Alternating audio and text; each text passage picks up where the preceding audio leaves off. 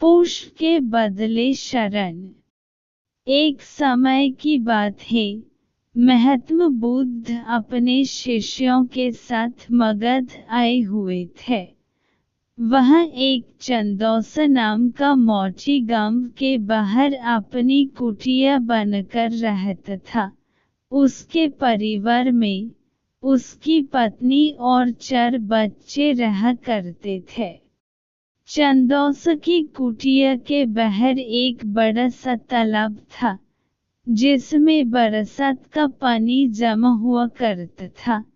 चंदौसा सवेरे उठकर जब तालाब पर गया तो उसे एक कमल का पुष्प दिखाई दिया जो दिव्य था। चंदौसा ने अपनी पत्नी फुलौरी को उस पुष्प के बारे में बताया। फुलौरी शांत स्वभाव की थी और पतिव्रत भी थी। फुलौरी ने तत्काल बताया, महात्मा बुद्ध यहाँ आए हुए हैं, शायद वह इस तालाब के पास से गुजरे होंगे, जिसके कारण यह फूल हुआ है। चंदौसा के मन में अमीर बनने का स्वप्न जागृत हुआ। वह झटपट तालाब में कूद गया और उस पुष्प को तोड़कर ले आया और अपनी पत्नी से आगे की रणनीति बताता है।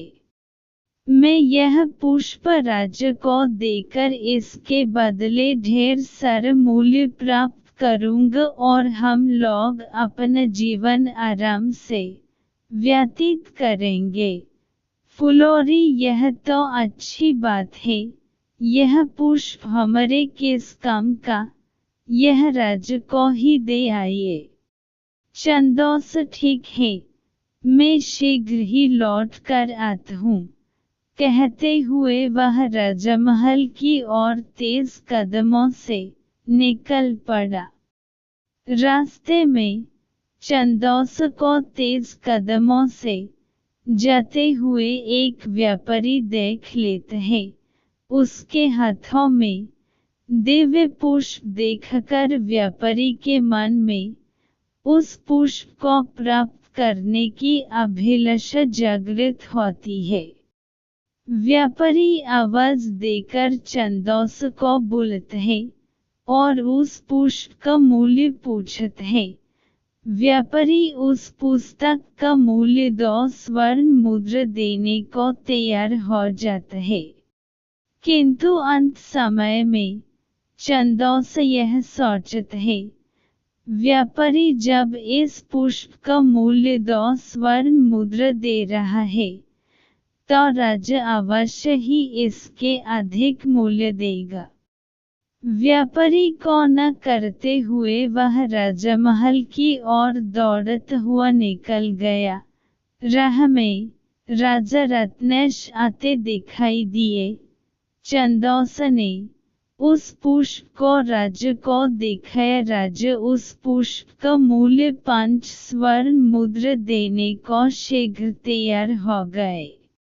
चंदौसा सोच में पड़ गया कि इस पुष्पों में ऐसी क्या खास बात है जो व्यापारी और राजा इसकी प्राप्ति करना चाहते हैं, और मेरे पास यह पुष्प है जिसका मैं प्रयोग या मूल्य नहीं जानता। यह कितना मूल्यवान है, इसकी समझ मुझे नहीं है। एकाएक चंदौसा के दिमाग में बिजली सी कौंध जाती है। वह राजा को भी न करते हुए वह महात्मा बुद्ध के शरण में पहुंच जाता है। महात्मा बुद्ध के चरणों में गिरकर वह पुष्प उन्हें समर्पित कर देता है और अपने शरण में संरक्षण मांगता है। महात्मा बुद्ध चंदौसा को उठकर हृदय से लग लेते हैं और उसे अपने शरण में लेते हैं। चंदौसा को ज्ञान प्राप्त होता है।